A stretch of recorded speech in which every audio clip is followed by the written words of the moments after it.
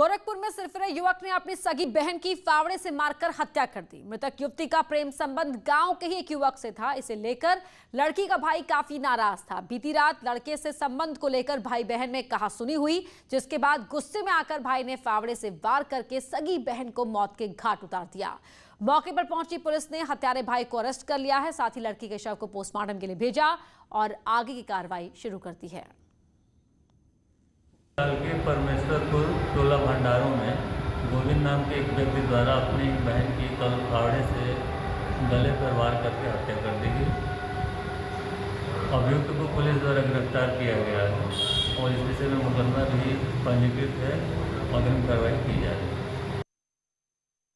झांसी में जमीन के विवाद में भाई ने अपने भाई की कुल्हाड़ी से काटकर निर्मम हत्या कर दी। मामला बरुआ सागर थाना क्षेत्र के डग्गू मातवाना किरक गांव का है। फिलहाल पुलिस ने इस मामले में एक को गिरफ्तार किया है और मृतक के शव को पोस्टमार्टम के लिए भेज दिया है। मामले की जांच शुरू कर दी है।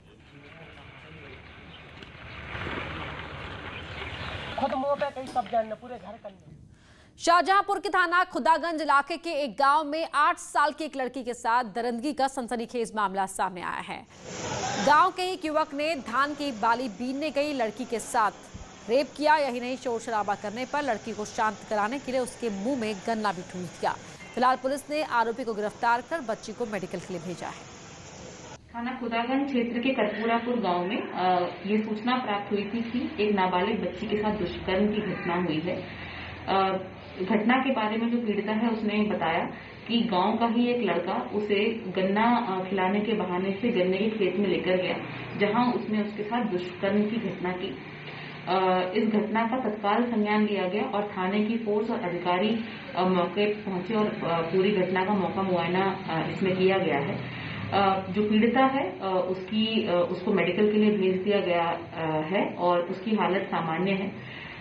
जो अभियुक्त है उसको शीघ्र पुलिस ने गिरफ्तार कर लिया है। कासगंज में एक महिला को कपड़े दिलाने के बहाने बुलाकर रेप की वारदात की गई। पीड़ित महिला 2 दिन तक थाने के चक्कर लगाती रही, लेकिन पुलिस ने शिकायत दर्ज नहीं की। मामला जब मीडिया में आया तो पुलिस ने पीड़ित की शिकायत पर केस दर्ज किया और आरोपी की तलाश शुरू की है। मामला पटियाली इलाके का है। बताया जा रहा है कि महिला की कपड़े की दुकान चलाने वाले कामरान से दोस्ती थी और उसी ने कपड़े दिलाने के बहाने उसे बुलाया, लेकिन वो महिला को कहीं और ले गया जहाँ उसने वारदात को अंजाम दिया। सीसीटीवी फुटेज निकलवा रहे हैं। अपराध पंजीकृत कर शीघ्र गिरफ्तारी की जाएगी। हापुड़ में ट्यूशन जा रही छात्रा को अगवा करने की कोशिश की गई। बदमाशों ने छात्रा से पहले छेड़खानी की और फिर उसे जबरन ऑटो में खींचने की कोशिश की। छात्रा के विरोध करने पर आरोपी शाहरुख ने उस पर रॉड से हमला कर दिया। शोर सुनकर स्थानीय लोग मौके पर पहुंचे।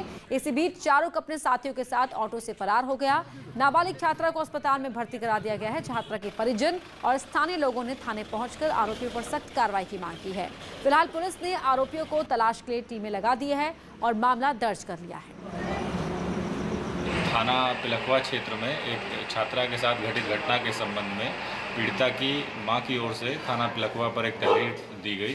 तहरीर के आधार पर तत्काल थाना पिलखवा पर मुकदमा अपराध संख्या 489/20 धारा 307 354 IPC पंजीकृत किया गया। आरोपी की गिरफ्तारी हेतु 4 टीमें बनाकर लगातार दबिश दी जा रही है। बहुत जल्द आरोपी को गिरफ्तार कर माननीय न्यायालय के समक्ष पेश किया जाएगा। बुलंदशहर में ब्याज न चुकाने पर दलित युवक की बेरहमी से पिटाई किए जाने का मामला सामने आया। मामले में दबंगों पर पीड़ित को पेड़ से बांधकर पीटने का आरोप लगा है। युवक की पिटाई के दौरान पीड़ित से जाति सूचक शब्द बोलने का मामला बताया जा रहा है। पीड़ित के मुताबिक वो आरोपियों को ब्याज की किश्त देने गया था।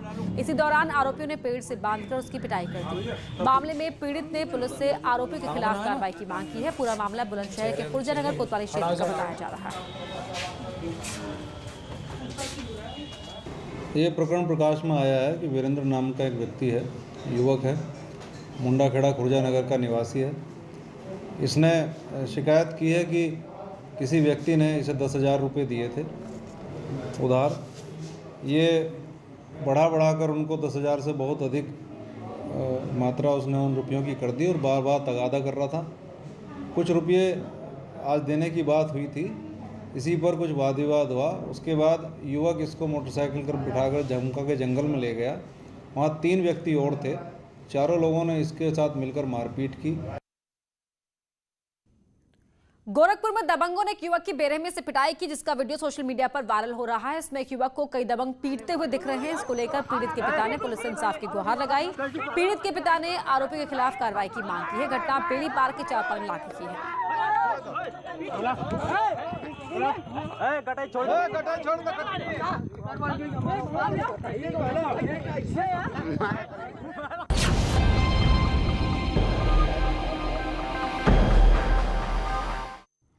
लव जिहाद के मामले लगातार बढ़ रहे हैं। हाल ही में निकिता को दिन दहाड़े गोली मारकर उसकी हत्या कर दी गई और गाजियाबाद में एक और लव जिहाद का केस सामने आया है। मामला इतना गंभीर है कि इसकी सच्चाई सुनकर आपके होश उड़ जाएंगे।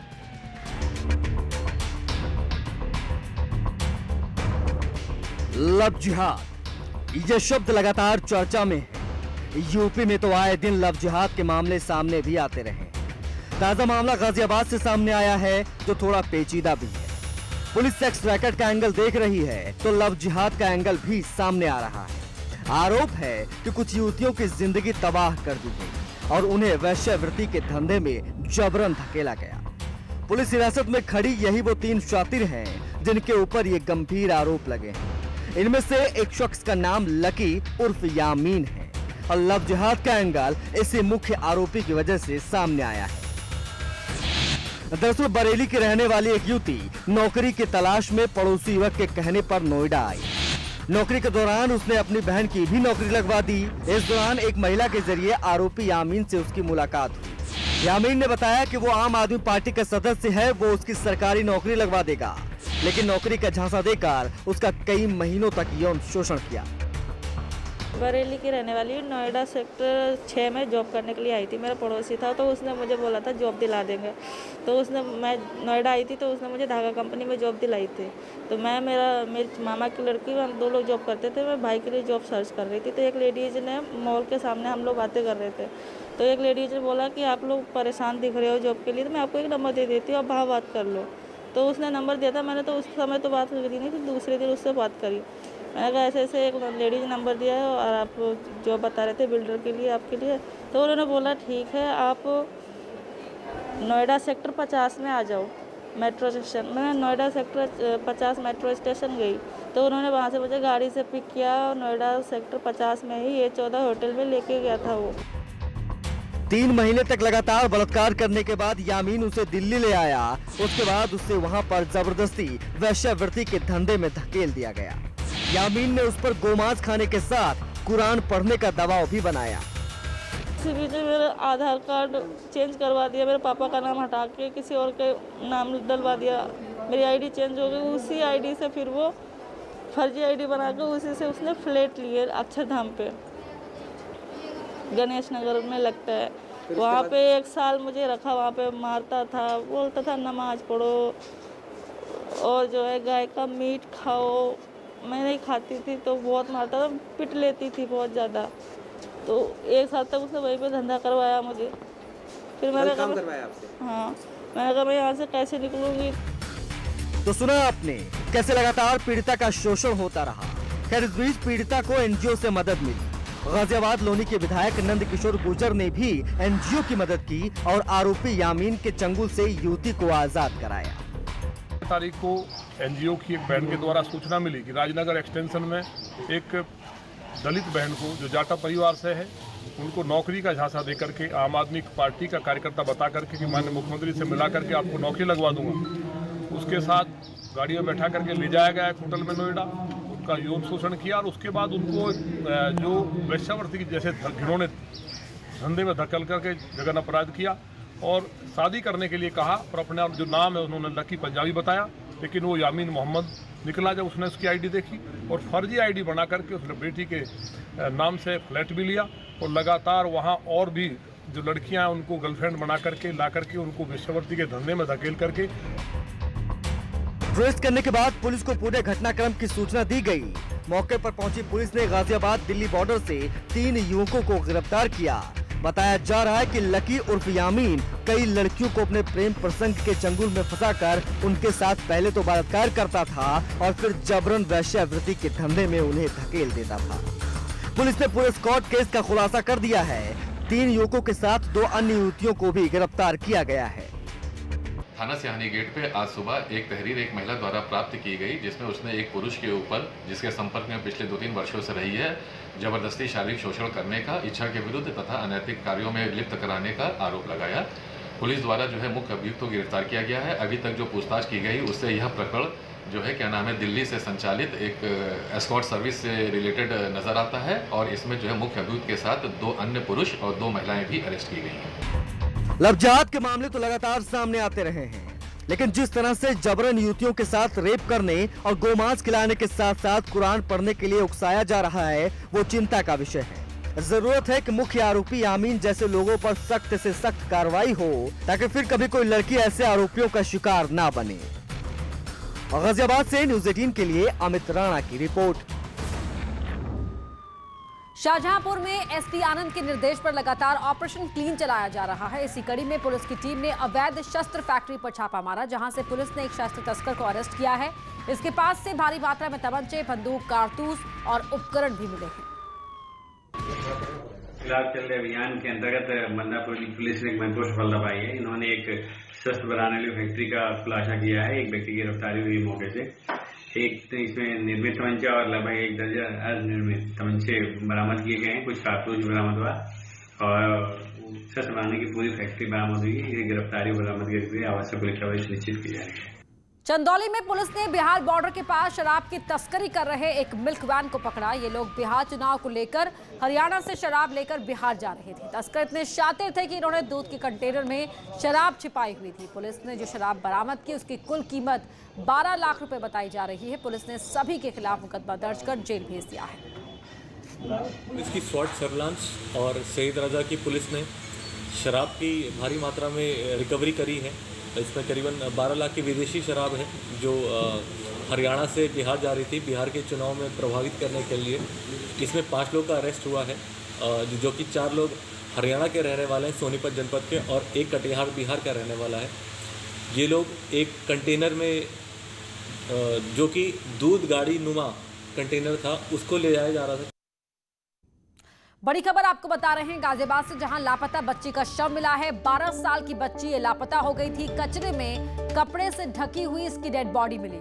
रस्सी से बांधकर बच्ची के शव को निकाला गया। नहर के कचरे में बॉडी मिलने से सनसनी मच गई। इंदिरापुर इलाके के वैशाली नहर की घटना है। रस्सी से बांधकर शव को कचरे से बाहर निकाला गया। नहर के कचरे में ये बच्ची की बॉडी मिली है। बच्ची 12 साल की थी जो लापता हो गई थी और अब उसका शव मिला है नहर के कचरे से। कपड़े से ढककर बॉडी को यहां ठिकाने लगाया गया था। पुलिस ने पूरी तफ्तीश शुरू कर दी है और रस्सी से बांधकर यहां बच्ची के शव को बाहर निकाला गया। नहर ये वैशाली नहर है जहां कचरे में इस बॉडी को ठिकाने लगाया गया था। अमित राणा हमारे सहयोगी फोन लाइन पर जुड़ गए हैं। अमित, क्या कह रही है पुलिस इस पूरे मामले को लेकर? जी बिल्कुल, जिस तरीके से इंदिरापुरम इलाके में जो वैशाली पड़ता है इलाका, वहां पर नहर के अंदर एक 12 साल की बच्ची का शव मिला है। जो वहां बच्चे कूड़ा चुनने गए थे, उन्होंने उस शव को देखा। उसके बाद इसकी इत्तला पुलिस को दी गई। पुलिस मौके पर पहुंची और जांच की बात भी पुलिस द्वारा कही जा रही है। 12 साल की ये बच्ची बताई जा रही है। हालांकि इसकी शिनाख्त अभी तक नहीं हो पाई है कि कहाँ की ये रहने वाली थी, ये क्या अपने आप उस नहर में डूब गई या इसको मारकर यहाँ फेंका गया है। ये तमाम चीजें जांच की बताई जा रही है। वहीं सीओ जो अंशु जैन है, उनका साफ तौर पे कहना ये है कि बच्ची का जो शव मिला है उसको शिनाख्त के लिए भेज दिया, पोस्टमार्टम के लिए उसको भेज दिया है और उसके बाद ही पता चलता है पोस्टमार्टम के बाद कि क्या बच्ची को यहाँ मारकर फेंका गया है या डूबने से उसकी मौत हुई है। जी, बहुत शुक्रिया आपका इस जानकारी के लिए। यहाँ रुक रहे छोटे से ब्रेक के लिए।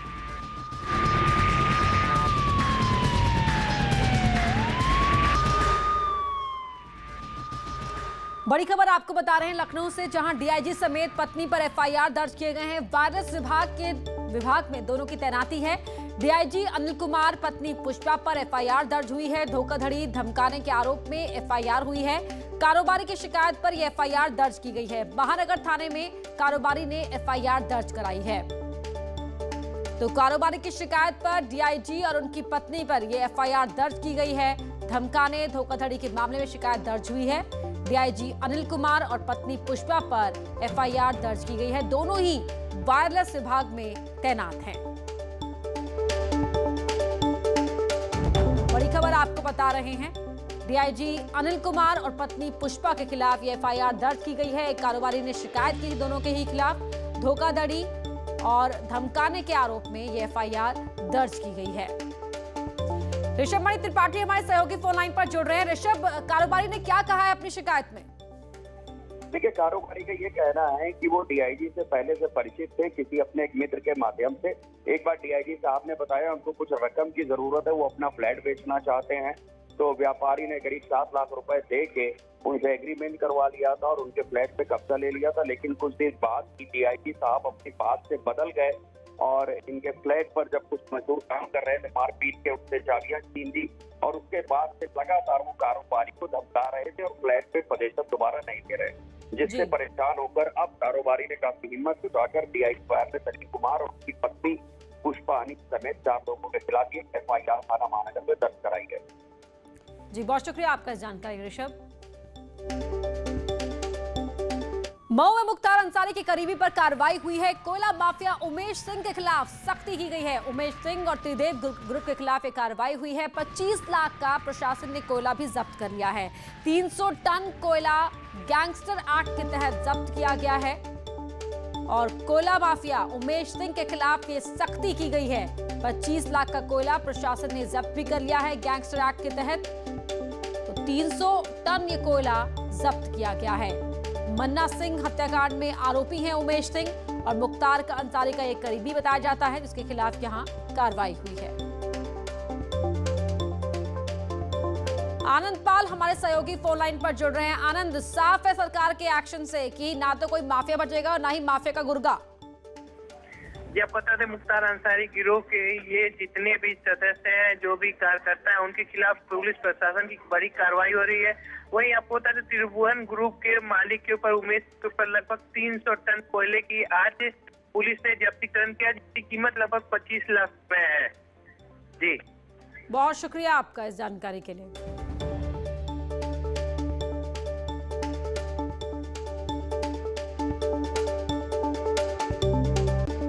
महराजगंज जिले के नौतनवा एसडीएम ने छापेमारी कर तस्करी कर नेपाल ले जा रहे भारी मात्रा में रासायनिक खाद समेत विदेशी सिगरेट के साथ 27 नेपाली तस्करों को हिरासत में लिया है। पुलिस ने बरामद किए गए तस्करी के सामान के साथ अग्रिम कार्रवाई के लिए कस्टमर को सौंप दिया।